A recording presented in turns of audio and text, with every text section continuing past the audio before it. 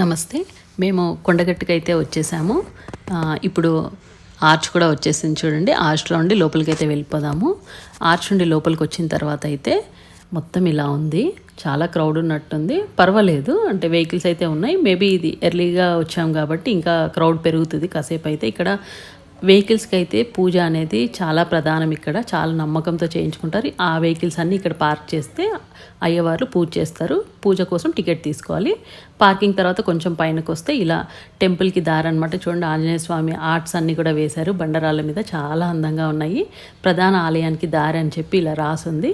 ఇలా స్ట్రెయిట్‌గా వెళ్తే టెంపుల్కి వెళ్ళిపోతాం. ఇక్కడ నుండి చూస్తే చూడండి వెహికల్స్ ఇప్పుడిప్పుడే చాలా వస్తున్నాయి. క్రౌడ్ కూడా పెరుగుతుంది మెల్లిగా.